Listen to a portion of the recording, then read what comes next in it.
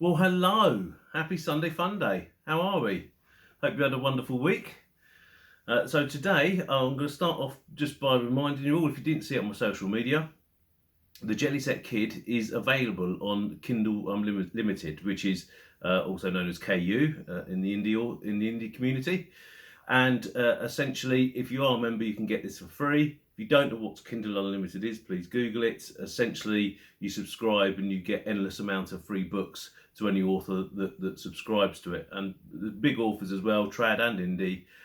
It's really good fun. Perhaps we'll do a video on that actually for any authors wishing to use it and wish to know about it. It is a strategy that people use and dip in and out of. But I'm pleased to announce that the Jelly Set Kid is available on Kindle Unlimited. I put my heart and soul into it, as you probably all can see. I've written 2, written 3. Just trying to get the finances together to get it out for you. But please review it. I'm looking for reviews, looking for honest reviews. So far, they've been pretty good. I believe in it, but I would love your feedback and I'd love to hear what you've got to say. As long as it's honest, I don't care. Even if you don't like it, that's fine. Honest reviews is what we're looking for. So anyway, so that's enough of the sales pitch. So okay, this week is another Tales from a Script. It is a script, isn't it? The script. It is a script, isn't it? Because I think someone else has done the script. Yeah, so Tales from a Script. Anyway, so this week I've been working on the third episode, which is called Bleeding Chips. And it's based on my story from Victorian Adventure Stories. Don't forget also that you can get this for free on my website, jon-jon.co.uk. All you have to do is subscribe to my newsletter and you'll get a free e-copy. But I digress. So I hit a snag with this story more than the others, and that is because it is written in the first person perspective, which is quite tricky, I found, in transferring to script.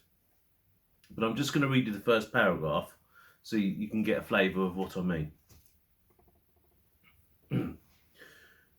Ready for the gutter was I on that fateful day, on the verge of destitution, with my employments lost, and my wife and son deceased.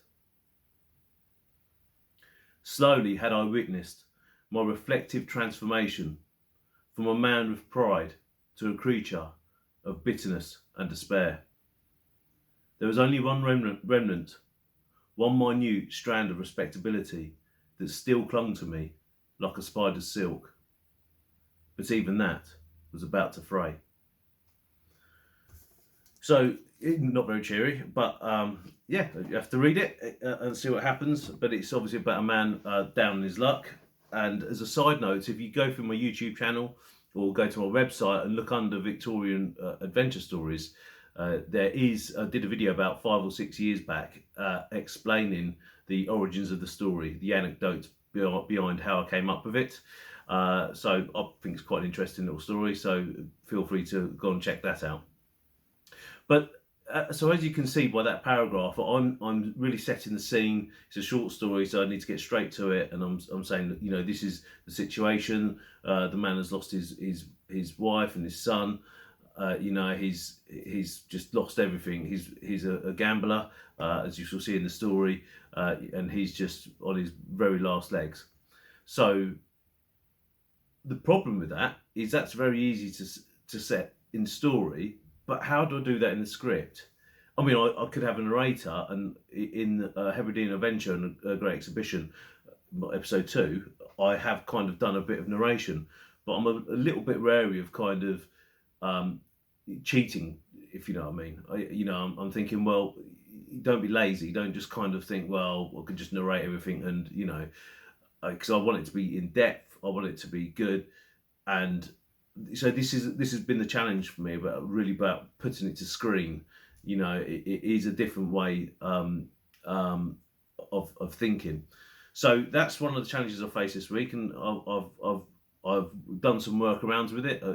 Put some new characters in, some new things that I've done before. That's always a useful trick, and I'm excited. It's the hardest one I've done so far, I think. So yes, but within doing that, I've that's actually not the main lesson I'm talking here.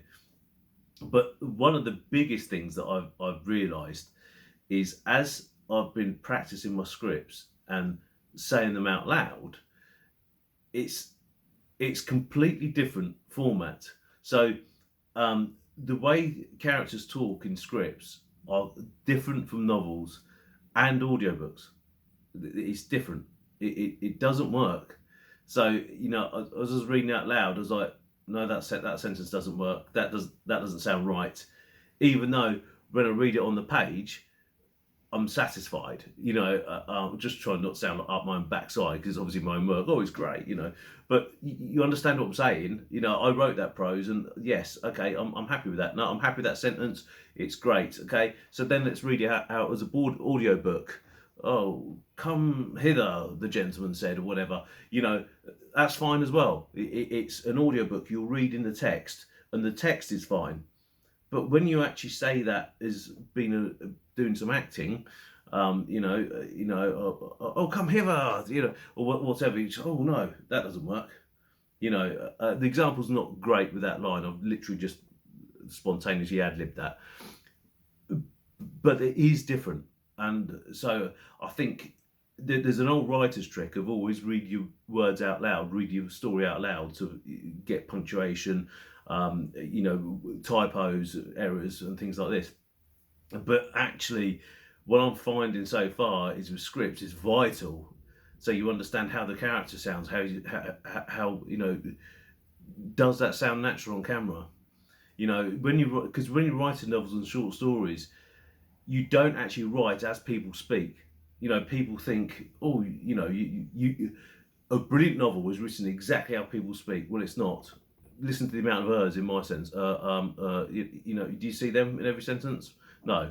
So there's a glaring example. So it is a completely different format. So that is my tip on that. So always remember that when you're transferring from your work, it's a different ball game. Make sure you read it out and understand how the character feels. Like I say, I'm not an expert in this.